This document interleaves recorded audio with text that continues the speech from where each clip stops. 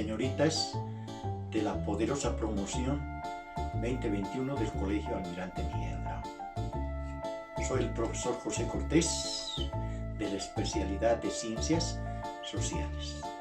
Hoy vamos a ver la primera parte del primer tema, que es la Primera Guerra Mundial. Para esto tenemos que señalar lo siguiente: pugna territorial y económica. Alemania había preocupado a los demás países por su creciente industria, pero esta su industria se traducía en un poderío bélico. Eso va a hacer que los países como Inglaterra, Francia, Rusia prácticamente se unan para hacer frente a este poderío bélico que estaba demostrando Alemania. Y por esa razón estos tres países se unen en la llamada Triple Entente. Reitero, ¿qué países van a estar? Inglaterra, Francia y Rusia. Por su parte, los alemanes no se van a quedar al margen de eso. Ellos también van a propiciar una unión, un bloque denominado la Triple Alianza. ¿Qué países van a estar en esta Triple Alianza? Alemania, Austria-Hungría, Italia.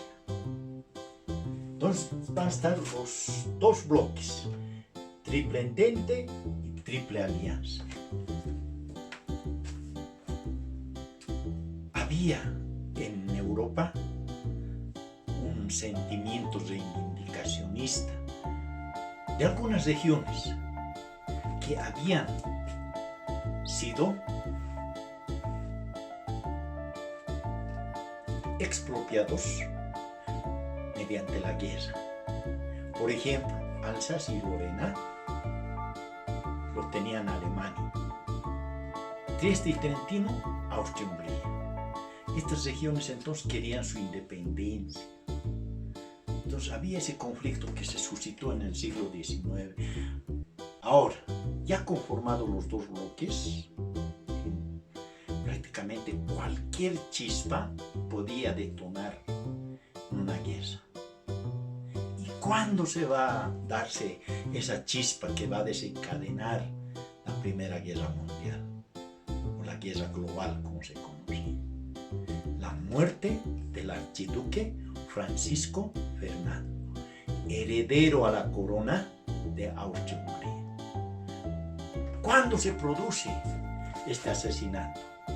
El 28 de junio de 1914. Austria exige a Serbia que le entregue a los asesinos de Francisco Fernando. Pero Serbia se niega. Por tanto, Austria-Hungría le declara la guerra a Serbia. Serbia, que era aliada de Rusia, Rusia sale en su defensa y le declara la guerra a Austria-Hungría. Alemania, que vio que se estaban movilizando los franceses, le declara la guerra a Francia. Le declara la guerra a Rusia. Por tanto, ingresa a la guerra Inglaterra, declarándoles la guerra a todos los países de la Triple Alianza. Entonces, fíjense la chispa que va a desencadenar la Primera Guerra Mundial. ¿Qué características van a tener esta Primera Guerra Mundial? El tiempo, ¿entre qué año se lleva a cabo la guerra, la Primera Guerra Mundial? Entre el año 1914 y 1918. 1914 y 1918. Territorio. Fíjense, ¿por qué se llamaba guerra global la Primera Guerra Mundial? No solamente van a participar aquí países de Europa, sino también países de Medio Oriente, África, Pacífico del Sur. Entonces el territorio era bastante extenso del conflicto. ¿Qué armamentos bélicos se van a utilizar en esta Primera Guerra Mundial? Ametralladoras, tanques, aviones, gases tóxicos, ejemplo, el gas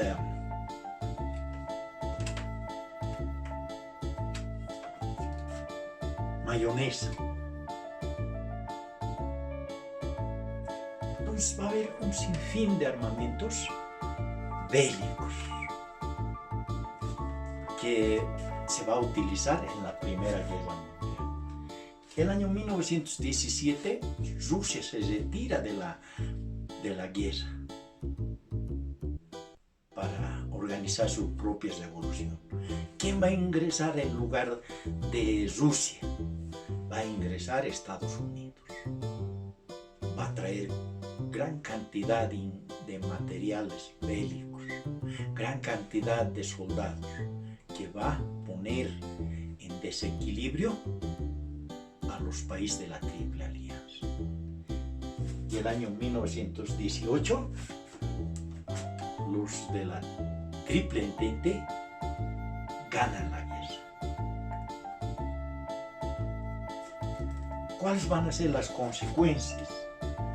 Se suscribe el Tratado de Versalles entre Alemania y los países vencedores, por el cual Alemania pierde sus colonias en África, tiene que reducir sus armamentos, tiene que reducir la cantidad de efectivos y además tiene que pagar una fuerte indemnización a los países vencedores. Estas eran entonces las medidas que se le aplica a Alemania. Otra de las consecuencias, fíjense, el Imperio Austro-Hungría se va a dividir en 4 países. En países Austria, Hungría, Checoslovaquia,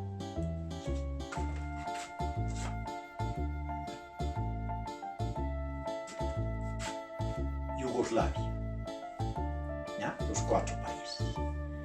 Luego, Rusia va a perder 4 territorios. ¿Qué territorios pierde Rusia? Lituania, Letonia, Estonia, Finlandia.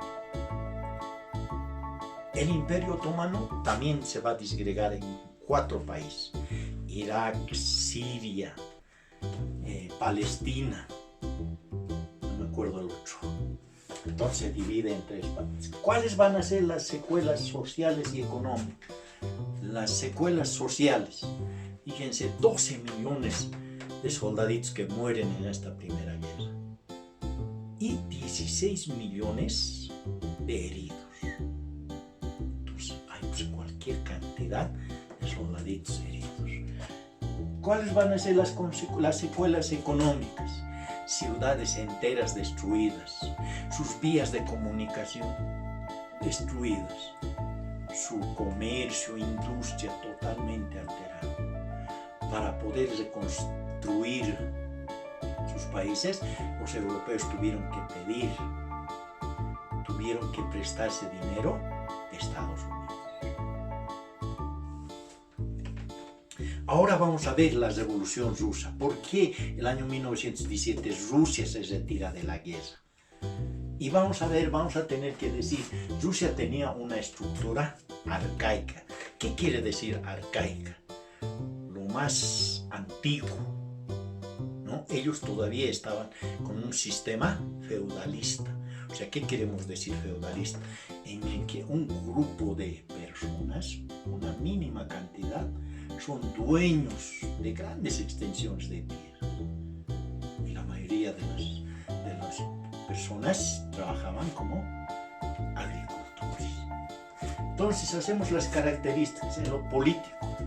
El que gobernaba era el zar. En Rusia no se llamaba rey, sino se llamaba zar.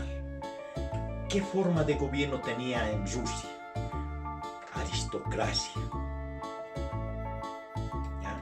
Entonces, ¿qué queremos decir? Queremos decir que el gobierno era de una monarquía también absoluta, ya que los poderes estaban concentrados en su mano. Ya. En lo social tenemos que señalar que había una aristocracia, una burocracia y los obreros y campesinos que constituían el 80% de todita la población. Los campesinos no tenían tierras para cultivar y los obreros no tenían trabajo. Económicamente, fíjense, Rusia del año 1917 vivía de la agricultura, pero era una agricultura incipiente que no abastecía para la población de Rusia.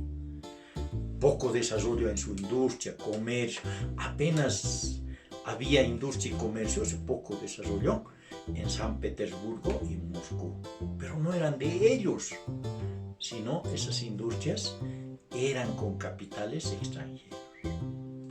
Entonces, en este sistema se abatía Rusia hasta el año 1917. Por eso el año 1905 hay una convulsión en Rusia. El año 1905, fíjense, los obreros campesinos consiguen que el zar les reconozca un representante de ellos.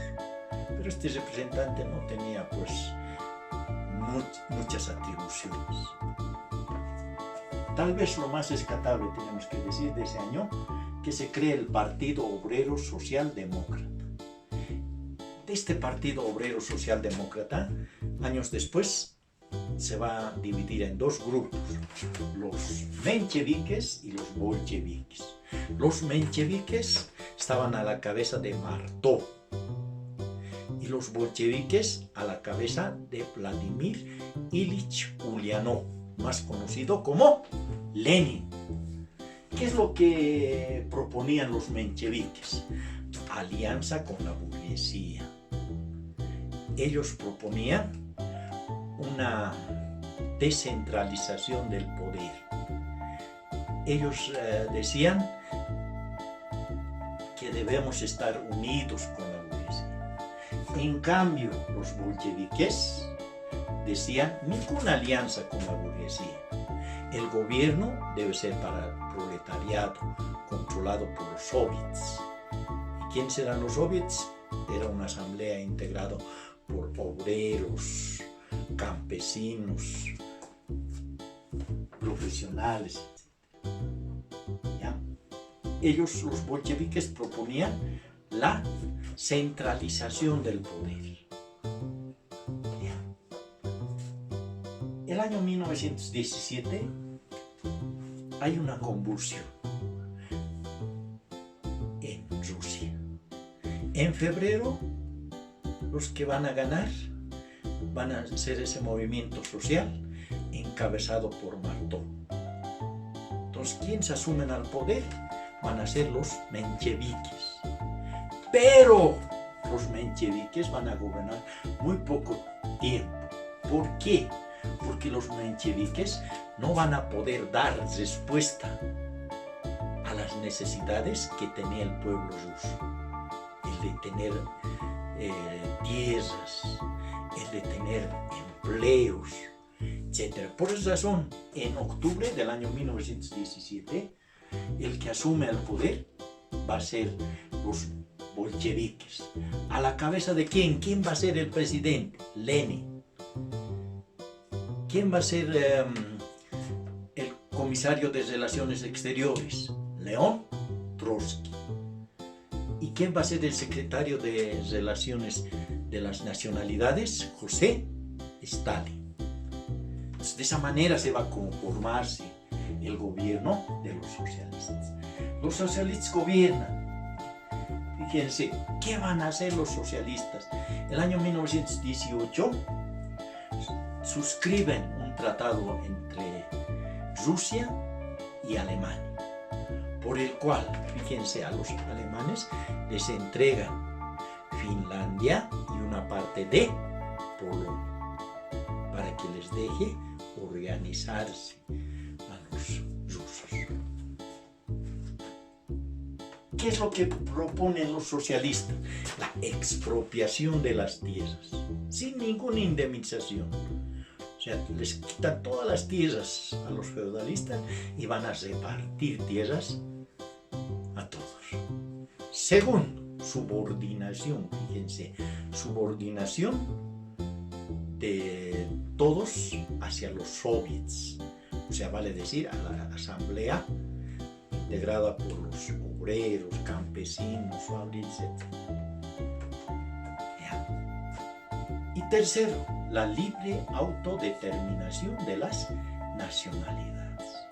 Entonces, estos son los 3 puntos, los ejes de la revolución rusa. Van a ser entonces en Rusia un nuevo sistema político que es el socialismo. Para poder consolidar esta revolución, se van a enfrentar hasta el año 1920 entre el ejército rojo, vale decir, entre los socialistas, que estaba a la cabeza de León Trotsky, y los que eran partidarios del zarismo. A estos les van a ayudar otros países liberales. Se va a denominar el ejército blanco. Esta lucha, esta pelea entre ambos bandos va a durar hasta el año 1920, cuando ganan definitivamente el ejército rojo. Y aquí en Rusia, a partir entonces del año 1920, el sistema político del socialismo va a estar vigente. Muchas gracias, jóvenes señoritas de la promoción 2021. Que Dios siempre les cuide y les proteja. Muchas gracias.